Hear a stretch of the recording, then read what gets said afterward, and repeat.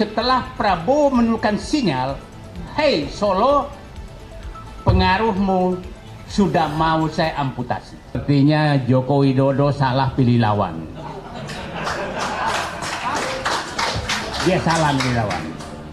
Karena pikirannya orang-orang ini akan kendor setelah diancam. Ternyata semangatnya makin naik. Nah, mungkin karena yang digunakan oleh mereka adalah para komisaris BUMN. Sylvester itu komisaris Food ID. Food ID itu holding daripada PTPN, Bulog dan lain. Betapa terhinanya bangsa ini dipimpin oleh orang seperti itu sebagai komisaris dan napi. Profesor Paiman itu komisaris sebelumnya PGN, menjadi PHE anak usaha Pertamina yang paling kaya, yang sekarang diisi oleh Kodari dan Denny JA. Berapa gaji mereka? Itu kalau kasih tantem, itu anak-anak perusahaan emas. Saya paham betul. Pendapatannya besar, tidak ada yang tahu, tapi gajinya besar, tantiannya besar. Itu kira-kira bisa 1 miliar sebulan. Ya. Jadi saya datang ke sini karena saya ingin hadir kepada perjuangan teman-teman untuk mematikan dan menguburkan sumber persoalan bangsa selama ini, yaitu dinasti Solo.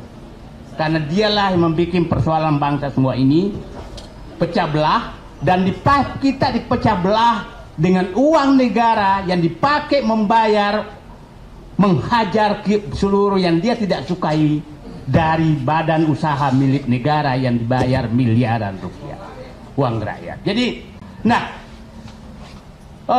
Allah sedang membuka pintu. Saya mengikuti semua kasus tentang Tom Lembong, betapa Jokowi sangat berpengaruh, dan kemarin langsung setelah Prabowo menurunkan sinyal, "Hei Solo, pengaruhmu sudah mau saya amputasi." Ya. Nah, diamputasilah pertama abolisi. Saya nggak mau bahas amnesti karena saya nggak paham. Ya. Bukan kasusnya, jadi saya nggak perlu. Abolisi saya paham betul. Abolisi adalah pengakuan pemerintah penguasa menyatakan kami salah dan kalian Tom Lembong adalah benar, maka kami hentikan semua. Itu bedanya. Hanya pemimpin yang punya keberanian dan hati yang bersih memberikan. Jarang sekali abolisi diberikan ke siapapun. Itulah Prabowo, dan itu sinyal kepada Solo, "Hei yang selalu menipu rakyat, membohongi rakyat, tidak laku lagi pesanmu sekarang. Aku milih jalanku dengan hati yang bersih." Oke? Nah, keluar sinyal kedua kemarin yang mencabut semua tantim, insentif dan pemberian bonus dan lain kepada komisaris BUMN. Dan keluarlah, itu tangan Allah, keluar Denny JA ngamuk-ngamuk. Maka kubalas ngamuknya dia.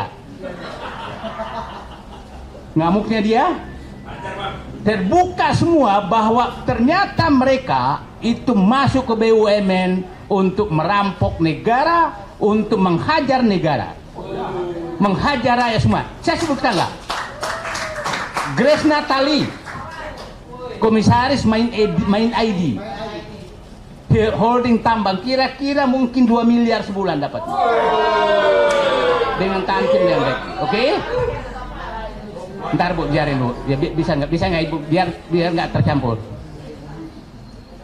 Grace Natali, Samara, supaya publik paham, Samara komisaris PTPN, oke?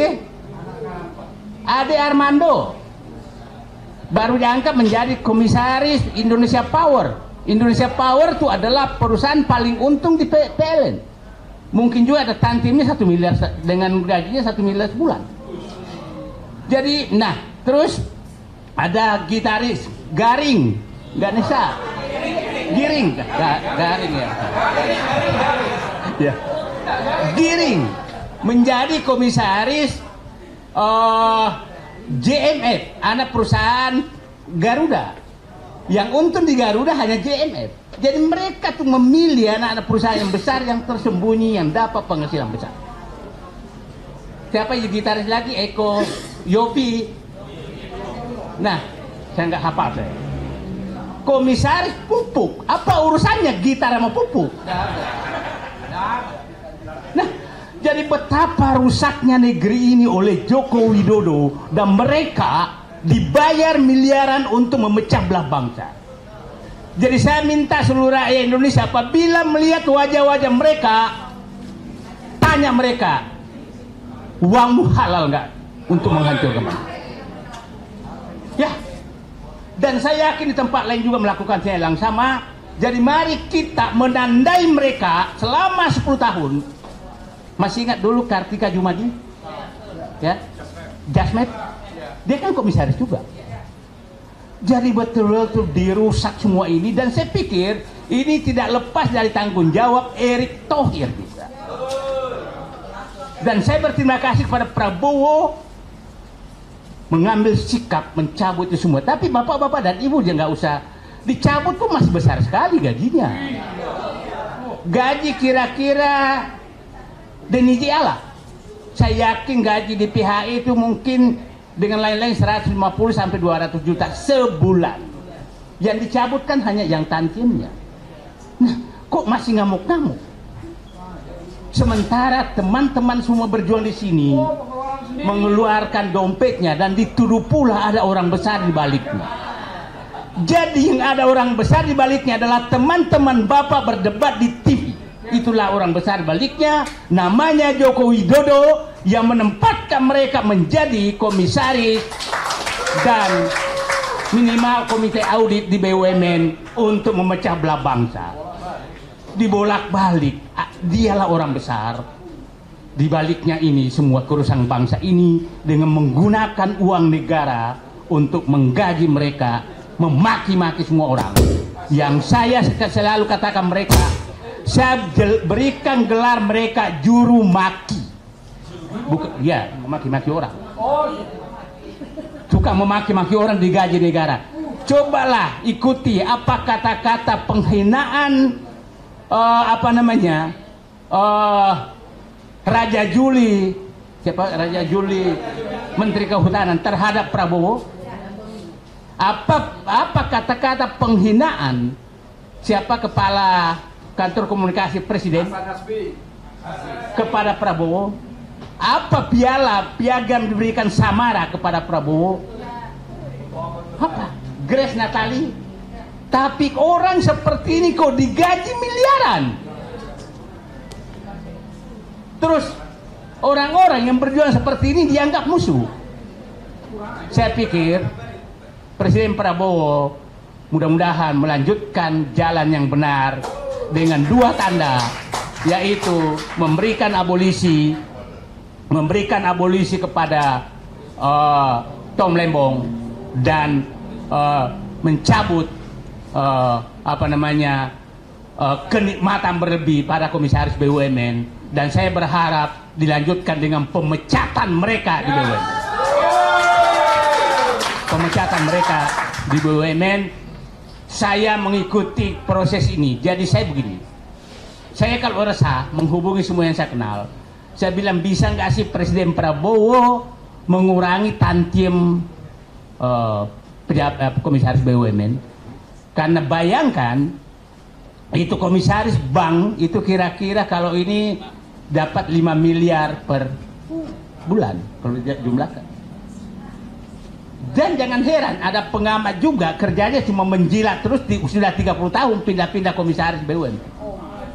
Nah, aku hafal semua, jadi berhentilah kalian pura-pura idealis, karena aku tahu apa yang kau lakukan terhadap bangsa ini. Nah, tapi apa yang diambil Prabowo? Dia bilang cabut semua. Jadi saya hanya minta dikurangi, dia cabut. itulah pemimpin. Dan saya harapkan Pak Prabowo semakin menjauh dari Solo itu semakin normal. Ya mudah-mudahan pertemuan kemarin ke Solo itu adalah keajaiban dunia, presiden menghadap wakil presiden dengan gaya Pak Prabowo maju begini kayak staf ketakutan, dengan gajah di belakang depannya, tangan di atas meja begini.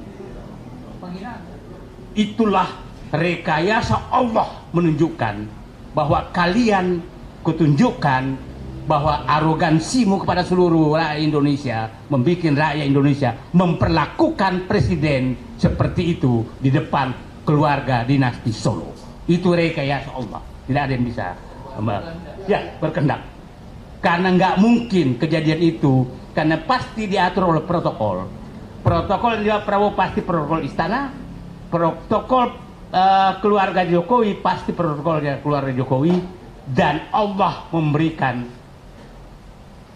kekeliruan kepada semuanya sehingga terjadi posisi duduk seperti itu. Dan itulah, jadi pada teman-teman semua tetap berjuang saja, nikmati prosesnya, jangan kecewa hasilnya, tapi Allah serahkan semua kepada Allah, rekayasa yang akan dilakukan. Terima kasih. Penutup saya, Pak Joko Widodo, pengaruh Anda, pesanan dari Anda kelihatannya sudah lewat. Berhentilah teman-teman semua yang sebelah sana ngejago, karena menghadapi orang-orang jago di sini. Kalau orang ngejago menghadapi orang jago itu nggak level. Terima kasih. Assalamualaikum warahmatullahi wabarakatuh.